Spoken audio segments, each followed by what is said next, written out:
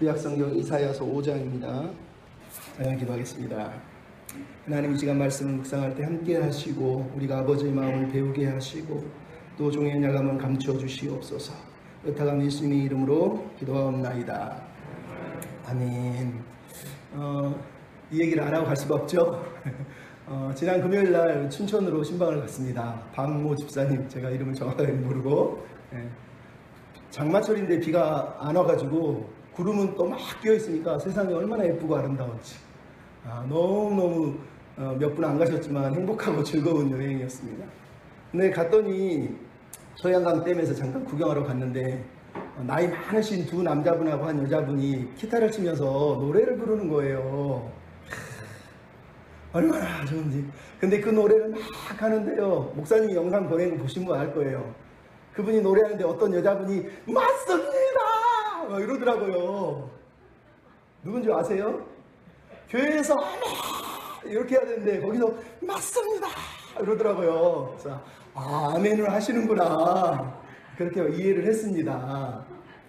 왜냐하면 그 가사의 맨 마지막 내용이, 그 마지막 앞의 내용이 그랬어요. 우린 늙어가는 것이 아니라 조금씩 익어가는 겁니다. 익어간다는 그 말에 아멘을 하시더라고요. 목사님도 아멘을 하시더라고요, 속으로. 여러분, 이 노래가 노사연 씨가 2014년에 냈던 바램이라고 하는 노래예요. 내용을 보면 손에 가진 게 많아서 손이 아픕니다. 등에 인생의 무거운 짐을 지고 다녀서 온몸이 아픕니다.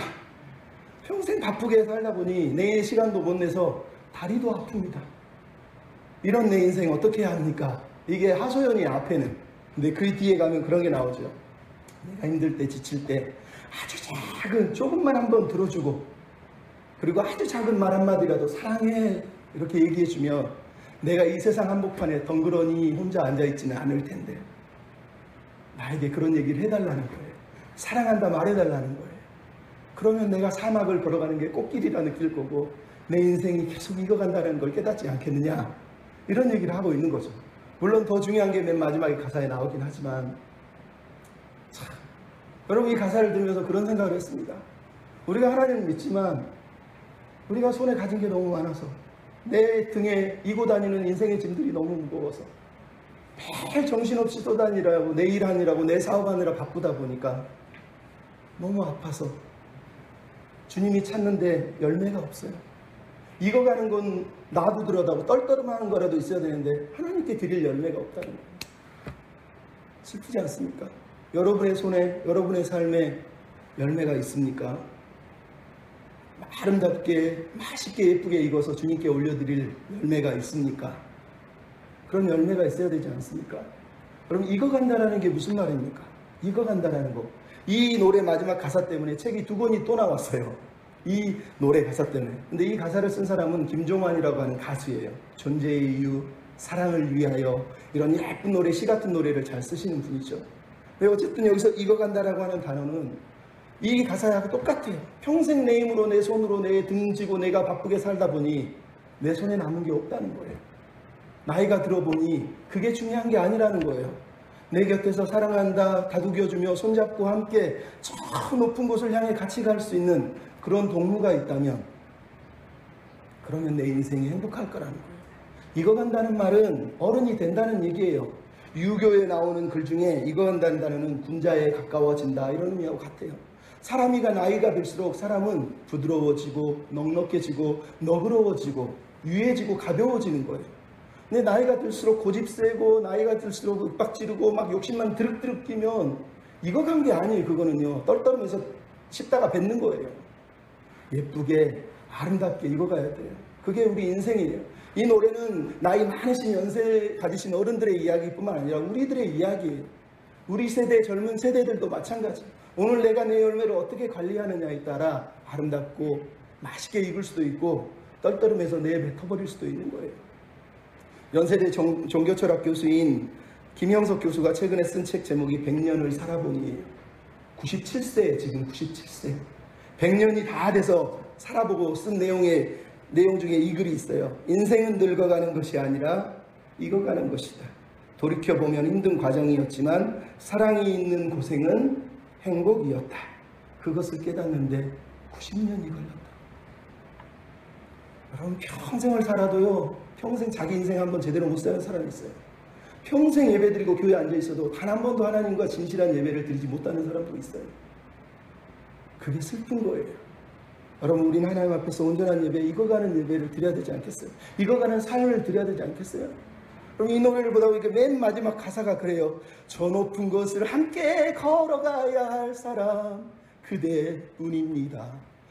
아니, 무슨 노래에 저 높은 곳을 향해 가자는, 이거 뭐야? 그래서 찾아봤더니 김종환 씨라고 하는 가수가 아까 얘기했지만 작사를 했어요. 근데 이분이요, 노사연 씨랑도 친하지만 노사연 씨도 신앙이 얼마나 좋습니까? 근데 김종환 씨도 예수를 믿어요. 자기 딸 리아킴하고 같이 공연을 2012년, 2018년에도 안산에 저기 인천에 여기저기 다니면서 간증을 하면서 복음을 전거하고 살더라고요. 그 사람이 쓴 가사예요. 비록 인성에 대한 무거운 짐을 얘기하고 있지만 희망을 얘기하면서 저 높은 곳을 향해 우리는 가고 있는데 어떻게 걸어갈 거냐, 그런 얘기를 하는 거예요. 노사연 씨가 10년 전에 이걸 부탁했는데 10년이 지나서 2014년에 이 노래가 나왔어요. 그때서 곡을 주더라는 거예요. 그냥 주면은 시 사들어지지만 자기는 묵혀가지고 익혀가지고 이 노래를 만들어준 거예요. 그러니까 노사연 씨가 10년 만에 이 노래를 받고 나서 감동을 했대요. 왜냐면 자기 인생이 너무 허무하고 나는 노래하는 사람인데 노래도 못 부르고 막 예능만 돌아다니고 그러니까 자기가 우울증에 걸려서 너무 마음이 아팠대요. 근데 이 노래가 딱 다가오는 그 순간, 아, 내 인생에도 이제 열매 맺는 일이 생기는구나. 나도 열매를 맺고 살겠구나. 이랬다는 거예요. 신기하지 않습니까? 이 노래 가사가 열매를 얘기하고 있으니까 본인에게. 여러분, 오늘 보면 이사야 5장의 이야기가 바로 이 이야기예요. 당신들은 이런 익어가는 열매를 맺고 익어가고 있습니까? 이스라엘은 그렇지 못했다는 거예요. 그래서 하나님께서 이스라엘을 심판하시기로 결정하시고 이스라엘을 심판하겠다고 작정하셨다고 오늘 본문이 말하고 있는 거예요. 여러분, 구약이나 신약이나 이스라엘을 대표하는 나무는 하나는 무화과나무, 하나는 포도나무. 무화과나무는 번영을 상징하고 평화를 상징해요. 포도나무는 열매, 성숙, 성장을 상징해요. 그래서 우리가 아는 내용이 구약에는 바로 이 내용 중에, 신약에 보면 요한복음 15장에 아버지는 포도원 농부시고 예수님은 포도나무시니 우리는 가지가 되어서 그분 앞에서 열매를 맺어야 된다는 얘기가 그래서 나오는 거예요. 더 재밌는 게 뭔지 누가복음 15장에 13장에 보면 이런 얘기가 나와요. 한 사람이 포도원에 무화과나무를 심었는데 3년을 기다려서 찾아왔더니 열매가 안 맺어서 이제는 찍어버리겠다 했더니 포도원 지기가, 무화과 지기가 금년만 참아주세요. 금년만 참아주세요. 이랬다는 거예요. 근데 오늘 본문의 내용이 뭐예요? 하나님은 더 이상 이제 못 참겠다는 거예요. 이미 도끼가 그 나무 뿌리에 놓여 있다고 오늘 성경은 말하고 있는 거예요. 여러분, 왜 이스라엘이 이 처참한 심판을 당하고 있습니까? 열매를 맺지 못해서예요. 여러분, 우리가 열매를 맺어야 돼요. 하나님이 기뻐하는 열매를 맺어야 돼요. 그럼 우리는 어떻게 살아야 되고 어떤 열매를 맺어야 되겠습니까? 한번 따라서 하십시오. 하나님은 우리도 심판하십니다. 여러분, 하나님은 이스라엘만 심판하는 게 아니에요. 우리도 심판하셔요. 여러분, 그걸 잊어버리시면 안 돼요. 이 포도원의 노래는 이미 이사야 1장부터 4장에 하나님께서 그들을 심판해야 될 이유, 하나님의 비전을 두 개를 계속 비교하면서 이스라엘이 그 비전에 합당하지 못했기 때문에 그들은 심판을 받을 수밖에 없다라는 것을 결정을 하고 오늘 5장에서 내가 심판해도 되지? 이거 맞지? 라고 물어보는 게 포도원 노래의 핵심이에요. 그 대답은 당연히 맞습니다. 당신은 당연히 심판하셔야 됩니다라고 답이 나올 수밖에 없는 이야기를 지금 하고 있는 거예요. 그래서 5장 5절부터 6절 그리고 5장 24절부터 30절의 내용이 뭐예요? 이스라엘의 포도나무인 포도원인 이스라엘을 하나님이 심판하시는 거예요. 5절부터 6절의 내용이 뭐예요? 울타리를 헐어버리고 담을 헐어버리고 사람들이 막 들어와서 밟고 짓밟고 음식을 다 따먹어버리고 심지어 하나님이 비도 내리지 않겠다고 말하시면서 이 포도원의 주인이 하나님이라는 것을 암시하고 있는 거예요. 완벽한 파멸을 말하고 있어요. 24절부터 30절의 내용은 뭡니까?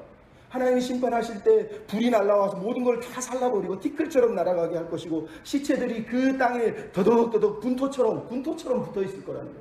뿐만 아니라 26절에 보면 먼 나라에서 군대를 불러다가 바로 아수르와 바벨론을 말하는 거죠. 결국은 너희들을 다 심판해서 진멸할 것이라는 거예요. 그래서 30절에 그날이 되면 흑암과 고난이 있고 어둠이 있고 빛이 없을 거라고 얘기하는 거예요.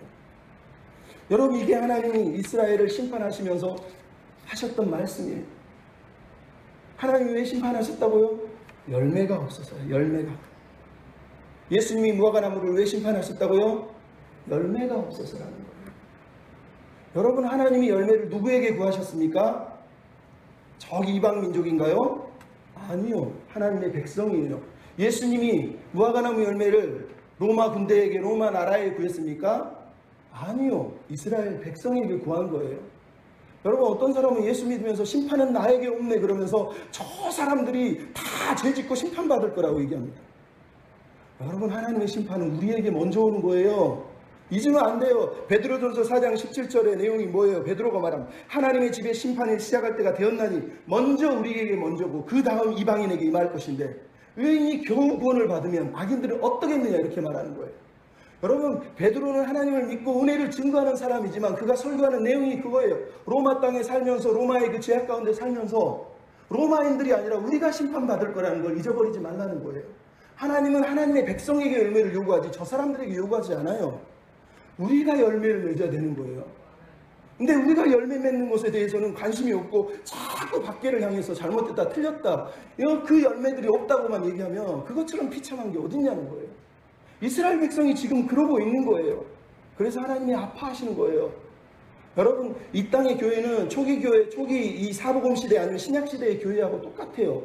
그 당시는요, 그나마 유대의 교는 하나님을 믿으니까 신정국가고 신정통치를 하지만 밖에는 신정국가가 하나도 없어요. 하나님을 믿는 나라도 없는 거예요. 로마가 국교가 된 이후로 로마부터 종교개혁이 지난 그 긴 시간 동안 서구는 그나마 천주교라고 해서 기독교 국가로, 기독교 국가처럼 살았지만 인본주의가 들어온 이후에 서구에는 기독교 국가가 없고요, 신정국가가 없어요. 우리나라도 기독교 국가가 아니고요, 신정국가가 아니에요. 무슨 얘기인지 아시겠어요? 하나님은 신정국가였던 이스라엘 백성들에게 말하신 것처럼 하나님을 믿는 하나님 백성에게 열매를 요구하고 있다는 거예요. 그래서 우리에게 필요한 건 먼저 우리를 돌아볼 줄 알아야 된다. 그럼 이사야서의 이방 민족이 멸망을 안 시키나요? 아니요. 13장부터 23장을 보면 바벨론, 아수르, 애굽, 모압, 암몬 다 멸망하겠다고 나라 이름들이 줄줄줄 다 나와요. 근데 하나님은 왜 그 얘기를 나중에 뒤에다 하실까요? 하나님의 관심은 저 밖에 있는 사람들이 아니에요. 저 사람들은 멸망할 거예요. 하지만 하나님의 관심은, 1차적인 관심은 하나님의 백성이란 말이에요. 이 백성들이 열매를 맺지 않으면 심판하시는 거예요. 예수님이 로마가 타락했다고 로마 정권 무너뜨려야 된다고 쫓아간 적 있나요? 아니요. 이스라엘 백성들이, 하나님을 믿는다는 사람들이 교만하고 타락하고 욕심부리기 때문에 예수님이 너희들 멸망할 거라, 성전이 돌 하나도 남지 않을 거라고 얘기하신 거예요. 자꾸 우리가 성경을 거꾸로 보고 잘못 보고 있는 거예요. 예수님의 관심은 세상에 대해서 관심을 끌어하는 게 아니에요. 우리가 하나님이 기뻐하는 거룩한 백성이 될 때에 세상에 영향력을 행사하는 거예요. 근데 이스라엘 백성이 종교적으로 타락했는데 어디 가서 하나님의 백성인 것처럼 까불면서 살겠냐는 거예요. 그래서 하나님이 아파하시는 내용 아닙니까? 그러니까 우리는 하나님을 믿는다면 고민을 많이 해봐야 됩니다. 하나님이 우리를 심판하실 거예요. 우리를. 그래서 우리에게 필요한 건 열매를 맺는 거예요. 베드로전서 1장에 그래서 베드로가 뭐라고 그래요? 너희는 마음의 허리를 동이고 근신하여 매일 너희 사욕을 버리고 거룩한 행실로 거룩한 자가 되라. 하나님은 외모를 판단하시지 않고 각 사람의 행위대로 심판하십니다.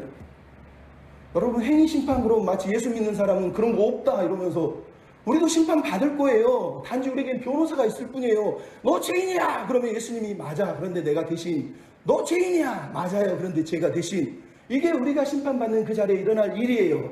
그렇다고 우리가 죄인이 아니거나 우리가 그렇겠다는 게 아니에요. 우리는 늘 죄인이고 늘 연약한 사람이기 때문에. 그래서 베드로가 뭐라고 그래요? 너희가 나그네로 있을 동안에 두려움으로 지내라. 베드로전서 2장 17절에 베드로의 본명이란 말이에요. 여러분, 우리 이 땅의 신정국가에 살고 있는 게 아니라요, 우리는 거류민 나그네의 천성 백성으로 천국 시민으로 저 땅을 향하여, 저 천국 높은 곳을 향하여 오늘 걸어가고 있는 믿음의 백성들일 뿐이에요. 이 땅에서 하나님의 비전을 붙들면서 영향력을 행사하는 거예요. 여기에는 우리의 거처가 없어요. 예수님이 뭐라고 그랬어요? 내 거처를 내가 마련하러 간다 그랬단 말이에요. 근데 여기다 땅 짓고 집 짓고 여기서 살면서 여기서 신정국가를 만들려고 하니 하나님이 기뻐하십니까? 우리 안에는 죄성은 보지 못하고 우리 안에는 더러움은 보지 못하고. 그래서 예수님이 말씀하신 거에 뭐예요? 나무를 봐라, 열매를 봐. 그러면 그 나무를 안다는 거예요. 예수님은 또 우리에게 열매를 요구하세요. 세례 요한이 오직 했으면 이미 도끼가 나무 뿌리에 놓여있다고 얘기하잖아요. 이미 놓여 있는 거예요. 하나님의 도끼가 저 이방 나라를 향해 있는 게 아니라 자기 백성의 뿌리에 놓여 있다고 성경이 말한단 말이에요. 그래서 우리가 깨어 있어야 돼요. 우리 자신을 먼저 돌아봐야 돼요. 그리고 시작해야 돼요. 여러분, 그럼 우리가 하나님 앞에서 어떻게 살아야 됩니까? 이 도끼 앞에서 따라서 합시다. 신앙의 뿌리를 점검합시다. 예, 여러분, 신앙의 뿌리를 점검해야 돼요. 이 말을 다른 얘기로 하면 마음의 동기를 점검해야 돼요. 그럼 오늘 본문에 하나님은요, 극상품, 정말로 좋은 포도나무를 포도원에 심었답니다. 근데 그들이 뭘 맺었어요? 들포도를 맺었다는 거예요. 그래서 하나님이 이들을 멸망시키겠다는 거예요. 여러분, 열매는 열매인데 들포도라는 거예요. 들포도가 무슨 뜻이냐? 히브리어 원어를 문자적으로 그대로 해석하면 역겨운 냄새나는 포도라는 뜻이에요. 역겨운 냄새가 난다는 거예요. 그럼 사도 바울이 뭐라고 그랬어요? 예수 그리스도에는 다 배설물로 여긴다. 그 배설물이 바로 역겨운 냄새라는 거예요. 여러분, 오늘 보면 이들이 맺은 열매가 뭐예요? 덜포도라고 그랬어요. 들포도, 역겨운 냄새나는 포도. 6가지의 화를 언급하면서 이사야가 8절부터 23절까지 이스라엘 맺은 6가지의 들포도 열매를 얘기하고 있어요. 그 첫 번째가 뭐냐? 탐욕이에요. 8절부터 10절에 나와요. 내용이 뭐예요? 8절부터 10절에 가옥에 가옥을 붙이며 전토에 전토를 더하고 빈틈이 없도록 하여 홀로 거주하는 사람아, 하나님이 너희를 멸하실 때 허다한 가옥을 황폐하고 아름다운 거처가 다 없어질 거라고 얘기하는 거예요. 이게 무슨 얘기예요? 우리식으로 말하면 다주택자예요. 아파트를 말하는 게 아니라요, 내 집이 있는데 또 짓고 또 사고 또 갖고 또 사고, 밭이 있는데 또 사고 또 사고 또 세서 자기 부동산을 늘리는 부동산 투기꾼들을 말하는 거란 말이에요. 그 당시 이스라엘 백성들이 그렇게 살았어요. 하나님의 법은 이미 경계표, 지계석이라고 하는 걸 둬서 하나님이 주신 땅 줄로 재어진 구역에는 욕심을 못 부리고 7년, 50년, 1년이 되면 다시 땅을 돌려줘서 리셋을 시켜서 내 땅이 없도록 만들어서 니네들은 여기서 얹혀 사는 백성이야. 내가 선물로 준 땅이야. 그러니까 욕심 부리고 살지 마. 이게 구약의 명령이라는 거예요. 근데 이스라엘 백성들이 뭐 한다고요? 하나님이 율법으로도 땅을 남의 거 뺏으면 안 된다고 말했는데 그 땅을 남의 걸 뺏어서 집에 집을 더하고 가옥에 가옥을 더하고 토지에 토지를 더했다는 거예요. 이 탐욕이 그들이 맺은 열매라는 거예요. 두 번째 열매가 뭡니까? 쾌락이에요. 방탕이에요. 11절부터 17절에 뭐가 나옵니까? 아침부터 일어나서 술 마시고 독주 마시고 포도주에 취하고 연회를 열어서 수금과 비파와 포도주를 가지고 매일마다 잔치를 하고, 14절에 보면 많은 무리가 호화로운 가운데 떠들고 즐거워한다고 얘기하고 있어요. 이 당시 이스라엘 백성이 이렇게 살았다니까요. 매일 연회를 베풀고 이스라엘의 지도자들이, 종교 지도자들이, 정치 지도자들이, 백성들은 가난에 찌들어서 막 죽어가는데 우리는 부자야, 우리는 복받았다 이러면서 매일 연회를 베풀고 잔치를 베풀면서 그렇게 지금 살았다는 거예요. 슬프지 않습니까? 그래서 하나님이 뭐라고요? 그들을 심판하실 때 수월이 삼키듯이. 수월이 뭡니까? 엄청나게 깊은 구동, 끝도 없는 구동이에요. 근데 그 수월이 삼킨다는 거예요. 니네들 욕심보다 더 징한 수월이 너희들을 삼켜서 배가 차지 않도록 계속 삼켜서 멸망시킬 거라고 오늘 본문이 말하잖아요. 그럼 이게 하나님의 마음이에요. 이 땅의 교회는, 이 땅의 사람들은 이런 마음이 없을까요? 하나님은 이거를 싫어하세요. 이 방탕한 인생을 기뻐하지 않습니다. 여러분, 최근에 미국의 텍사스에 코로나 파티 열렸죠? 코로나로 사람들이 죽는데 젊은 놈들이 코로나 확진자 데려다가 우리도 걸리나 시험하다 파티를 열었대요. 그러다 한 명이 죽었어요. 웃기죠? 젊은 세대가 그래 하나님을 믿는지 안 믿는지 모르지만 거기에 하나님 믿는 놈 분명히 있었을 거예요. 당연한 거 아닙니까? 교만한 인간들이 있어요.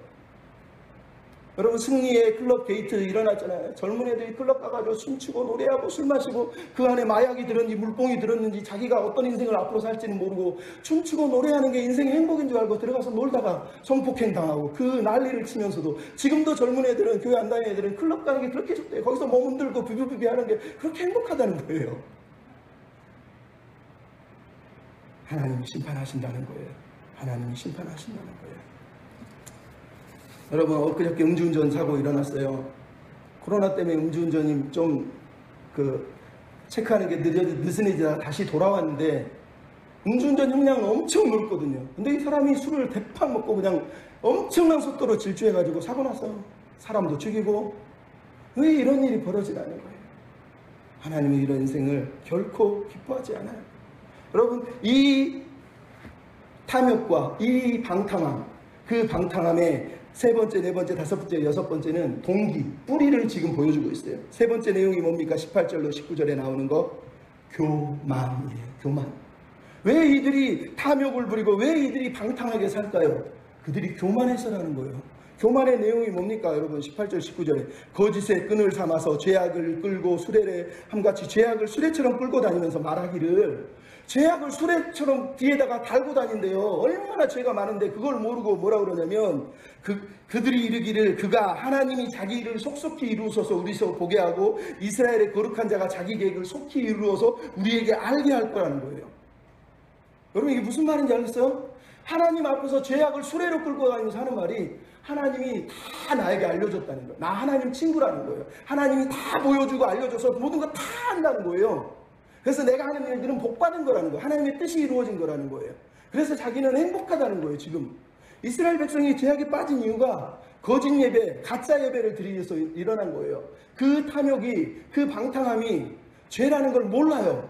그리고 하나님을 모독하고 하나님을 오만하게 멸시하고 있는 거예요.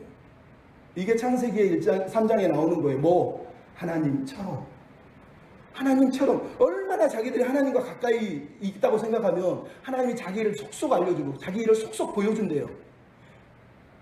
이스라엘의 거짓 선지자예요. 우리 시대의 거짓 선지자랑 똑같은 거예요. 여러분 한국에 얼마나 하나님 똑같은 하나님 친구들이 많습니까? 가짜 메시아도 얼마나 많습니까? 다 자기가 하나님이고 자기가 메시아고 자기가 하나님 어머니고. 아이고, 어떤 분은 목사님인데 자기가 하나님 친구라고 말하는 사람도 있어요. 여러분 이미 들어서 아시지만, 야 하나님 너 죽어. 여러분 이걸 농담으로 해도 이게 말이 됩니까? 하나님과 가까운 사람은요 절대로 그렇게 못 삽니다. 이 교만하고 오만한 인생들, 이 인생들이 결국은 탐욕의 죄를 짓고 방탕의 죄를 짓고 마음대로 객기 부리면서 살아가는 거라는 거예요. 그 다음 뿌리가 뭡니까? 5절 20절에 나오죠. 도덕적 타락이에요. 하나님이 자기가 원하는 대로 자기가 주물릴 수 있다고 생각하니까 20절에 뭐라고요? 악을 선하다, 선을 악하다, 흑암을 광명으로, 광명을 흑암으로, 쓴 것을 달다 하고 단 것을 쓰다 하는 자에게 화가 있다는 거예요. 여러분 이 사람들이 지금 뭐 하는 거예요? 마치 선악과를 따먹은 것처럼 이제는 기준이 나에게 있는 거예요. 나에게. 하나님과 친구긴 한데 내가 하나님이 됐다는 얘기예요. 그래서 마음대로 이게 선이야, 이게 악이야를 자기가 정해, 자기 스스로 정해서 사는. 그러니까 선과 악이 분리되어 있으니까 어떻게 해요? 계속 탐욕을 부리고 계속 방탕하게 살아도 죄라고 여기지 않는 거예요. 왜? 자기 기준에는 선한 거거든. 자기 기준에는 맞는 거거든. 내 기준에 이게 옳은데 뭐가 문제냐는 거거든요. 여러분 이게 이스라엘 맺고 있는 죄예요. 죄. 사단의 전략이죠. 언제나 내 기준이 맞다는 거. 절대 진리는 없다. 내가 선택해서 마음에 들고 기쁘면 그게 진리다고 말하는 거예요. 다음 나오는 동기가 뭐죠?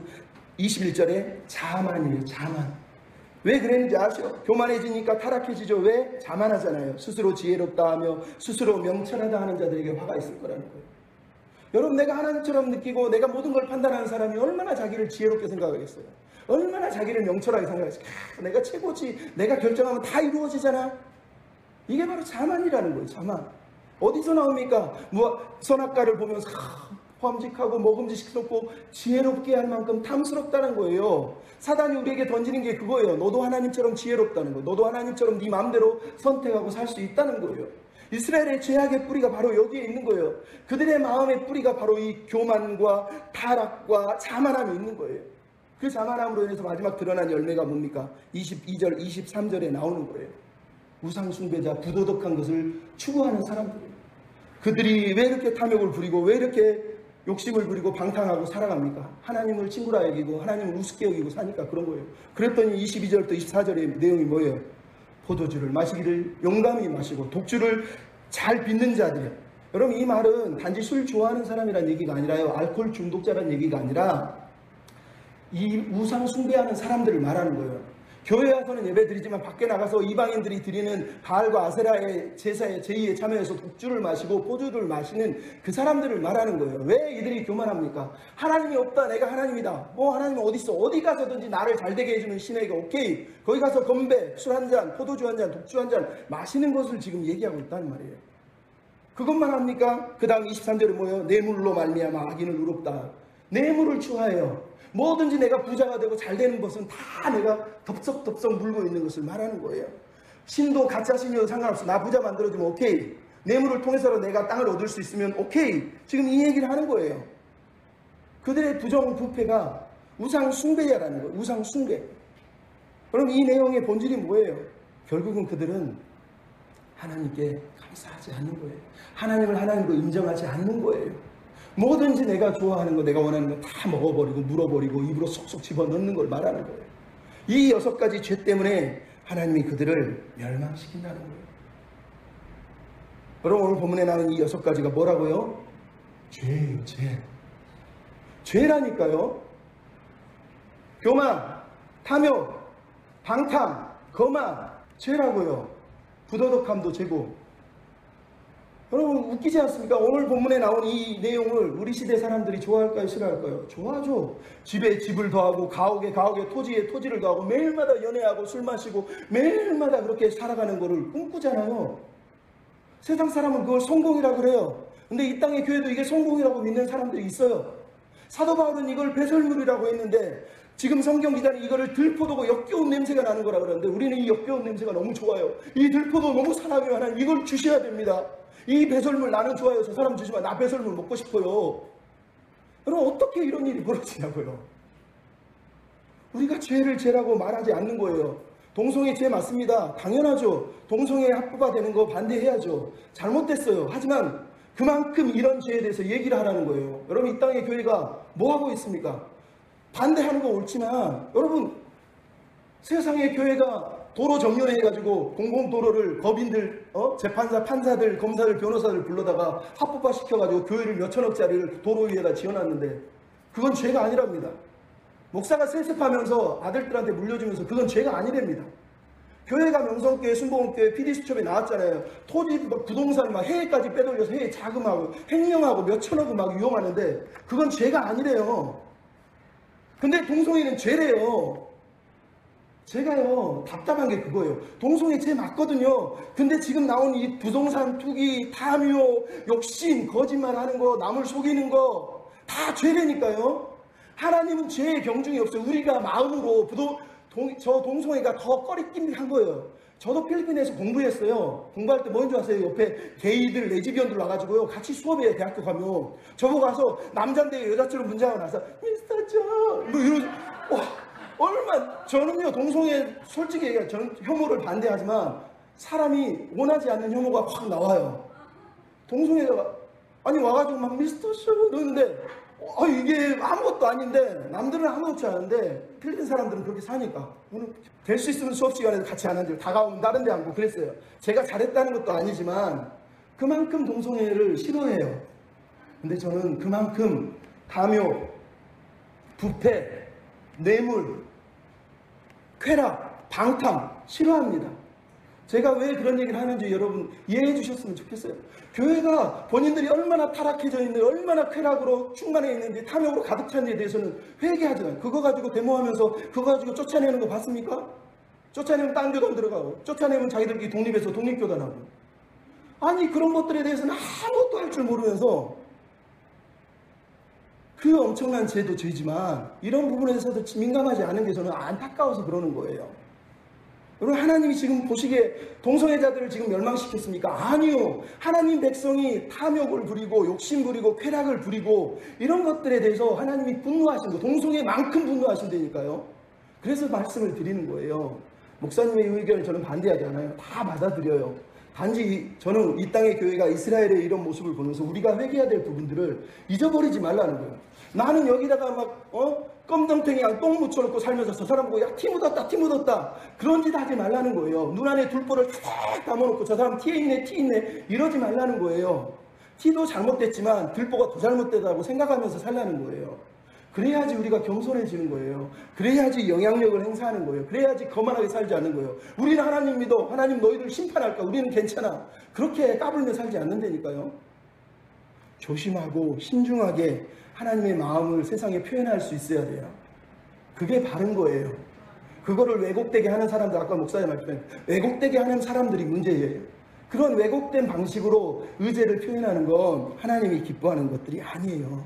그래서 말씀드리는 거예요. 여러분, 우리에게 하나님은 열매를 요구하시는데 우리가 들포도를 맺으셔야 되겠습니까?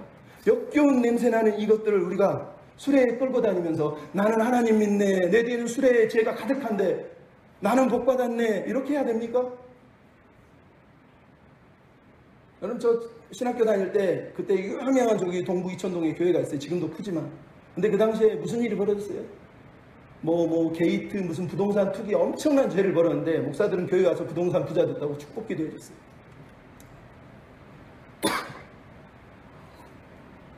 여러분, 죄를 죄라고 말할 수 있어야 되는 거예요. 진짜로. 투기해서 부자 됐는데 그거를 복 받았다고 얘기할 수 있습니까?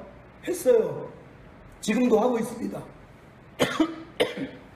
저 사람이 무슨 복을 어떻게 받았는지 몰라요. 그냥 복 받았다고 축복기도 해주는 거예요. 슬프다는 거예요. 슬프다는 거예요. 여러분, 어저께 청계천에 집회가 있었어요. 다주택자들이 취득세 올랐다고 그거 취소해달라고, 종부세 철회해달라고 인터뷰했는데 한 사람이 자기가 이번에 내는 세금이 8천 정도 나오게 됐대요. 8천이 나오려면 이 사람이 취득한 때, 처음에 살 때 얼마가 있었을까요? 기본 하나에 8억 정도 되겠죠. 그러면 그 사람이 세 채를 가지고 있었다는데 그 사람 재산이 얼마일까요? 8억이 있었을까요? 아니죠. 더 많은 거예요. 근데 뭐라든지 피켓을 들면서 우리도 서민이다, 우리도 힘들다, 종합세, 종부세 처리해달라, 취득세 너무 비싸게 많이 올랐다, 우리 죽겠다. 여러분, 어디 그 서민입니까? 서민들은 저기서 월세 전세 살면서 매일마다 집 아무리 싸게 나와도 집 살 돈이 없어요. 서민 아닌 사람들이 집 싸게 나오면 야, 이번 기회에 집 하나 사자 하고 사는 거지. 어디 서민들이 집 싸게 나왔다 집 사고 주식 떨어졌다고 주식 삽니까? 웃기는 소리죠. 여러분, 제가 무슨 얘기 하는지 아세요? 부동산 우리나라 정책 잘못된 거 맞아요. 제대로 하지 않은 거 맞아요. 근데 우리나라만 못하는 게 아니라 전 세계는 우리나라보다 더 못해요. 미국, 유럽, 일본은 이미 망했고요. 부동산 정책이 무너졌고요. 부동산 정책을 성공한 나라가 이 땅에 없어요. 왜 없는지 아시죠? 법이 아니라 우리가 문제여서 그래요. 여러분, 법 만들어주면 그 법대로 합니까? 그 법에 빈틈을 파고 들어가서 어떻게 해서든지 불을 찾아내요.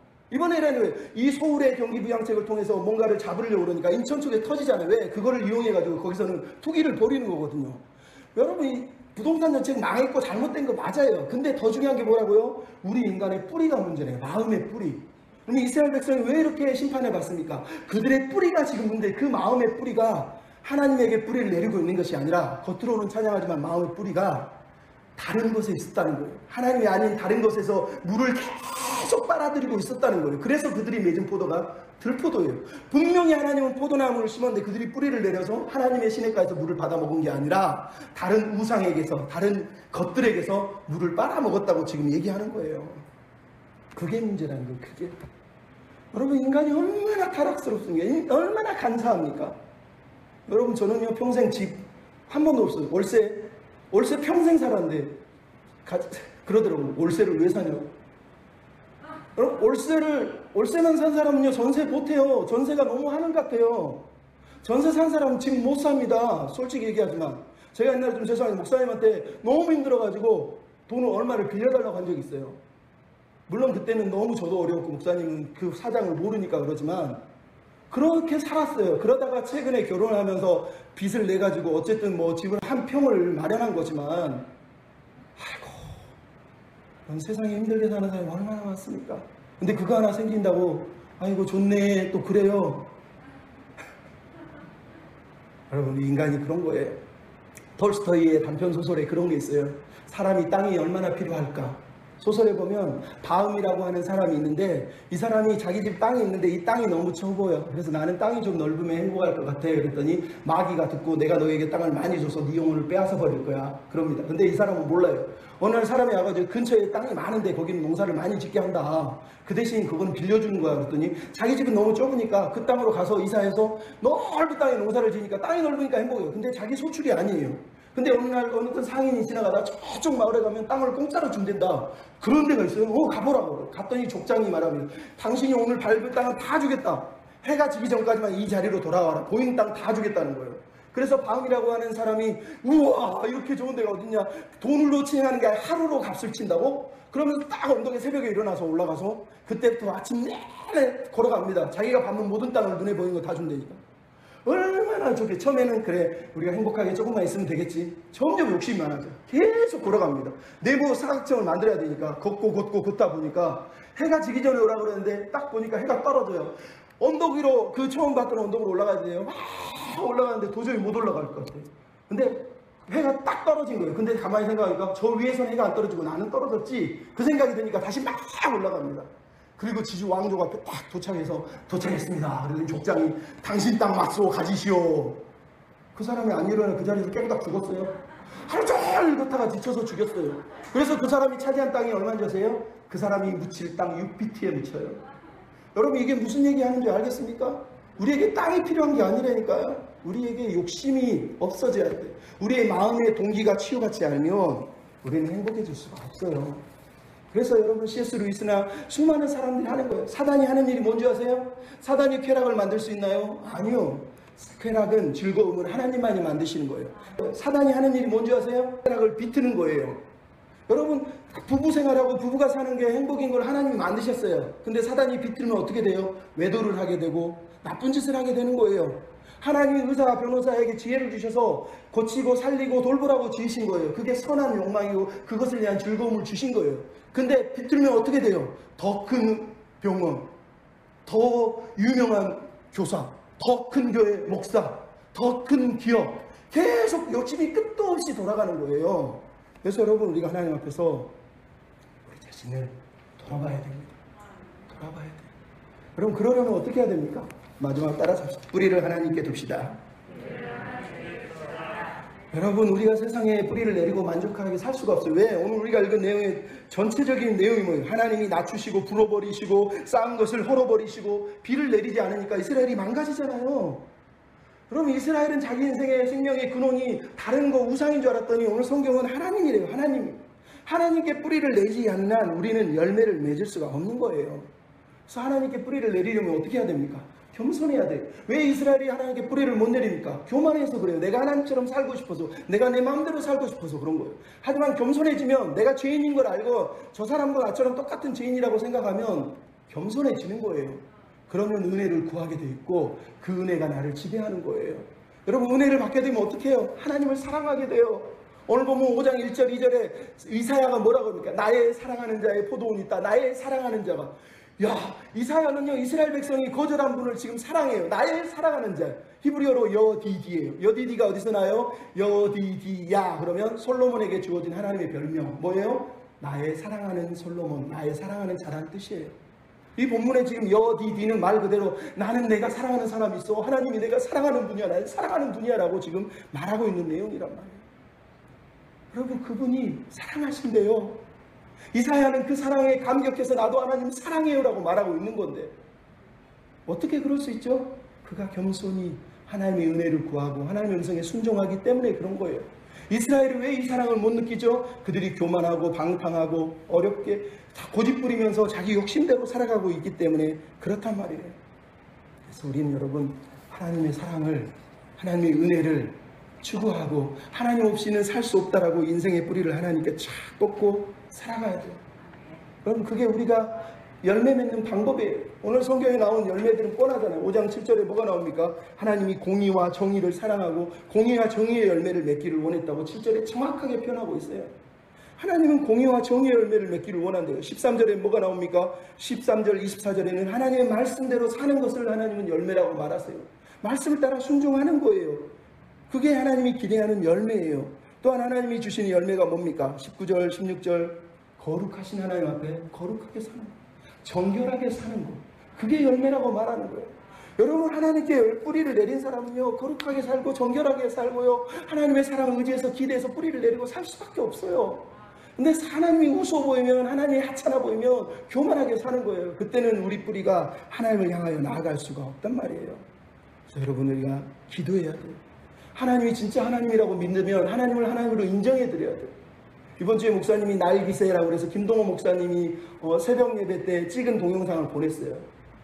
그러면 암투명하는 분이 새벽마다 하나님께 찬양을 하고 있는 걸 보면 감사하지 않습니까? 여러분 암을 가지고 왜 암을 왜 안 가져갑니까? 그때 믿음은 사라져요. 근데 암이 왔을 때 암을 품고 같이 살 수 있는 믿음이 생기고요, 당뇨병을 같이 품고 살 믿음이 생기면 믿음은 성장하게 돼 있어요. 여러분, 그분이 한 이야기를 들렸는데 독일의 리벡에 가면 교회 앞에 이런 글이 쓰여 있답니다. 여러분 들으셨을 거예요. 한 번만 들어보십시오. 너희는 나를 주라고 부르면서 나를 따르지 않고, 너희는 나를 빛이라고 부르면서 우러러보지 않고, 너희는 나를 구하다 부르면서 구하지 않고, 너희는 나를 어질다 부르면서 오지 않고, 너희는 나를 깨끗하다 부르면서 사랑하지 않고, 너희는 나를 강하다 부르면서 존경하지 않고, 너희는 나를 의롭다 하면서도 두려워하지 않는다. 그러므로 너희를 꾸짖는 나를 탓하지 마라. 여러분, 이스라엘 백성이 오늘 포도원에 하나님의 질문이 뭐였습니까? 4절에 보면, 5절에 보면 나오잖아요. 판단해봐라. 내가 심판하는 게 맞냐 틀리냐.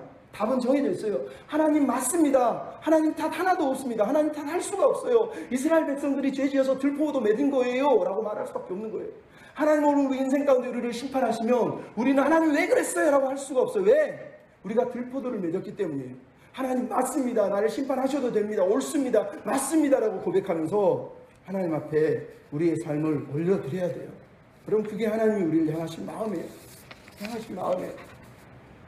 여러분, 포도원 노래, 포도원 그러면 7월달 되면 이육사의 청포도 생각나지 않습니까? 청포도의 시의 내용은 뭐예요? 청포를 입은 손님이 오실 때 내가 두 손 가득 그분께 드릴 포도 열매, 손으로 움켜쥘 수 있는 그 포도들이 있었으면 하는 게 시의 내용이에요. 여러분, 포도원 노래를 들으면서 우리가 고백해야 돼요. 주님이 그날에 청포를 입고 오실 때 저 멀리서 백마를 탄 총인이 천고의 뒤를 넘어서 우리에게 다가오실 때 우리 손에 그분께 올려드릴 열매, 그분께 안겨드릴 열매, 주께 가득 안아 올려드릴 열매가 있느냐는 거예요. 그 열매를 맺었으면 좋겠습니다.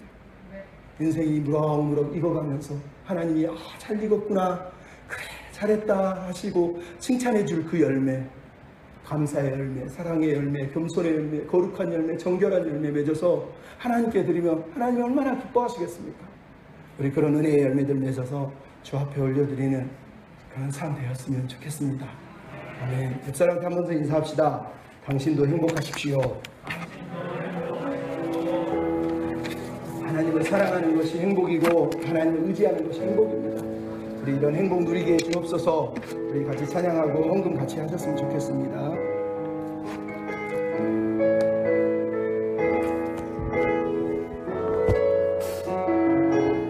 화려하지 않아도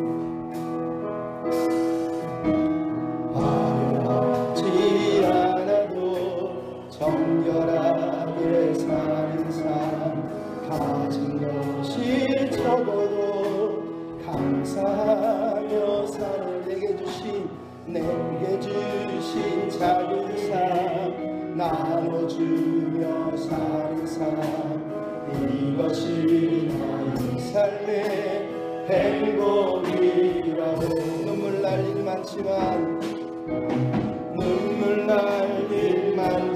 기도할 수 있는 것, 할 수 억울한 일 많지만 억울한 일만 주를 위해 참는 것, 주를 위해 비록 짧은 주 뜻대로 살. 이것이 나의 삶의 행복이라고. 이것이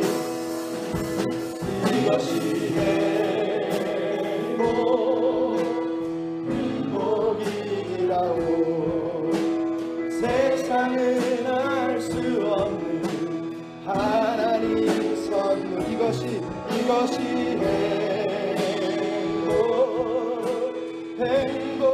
행복이라고.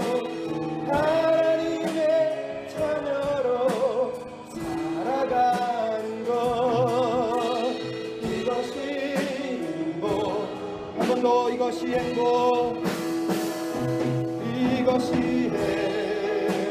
행복.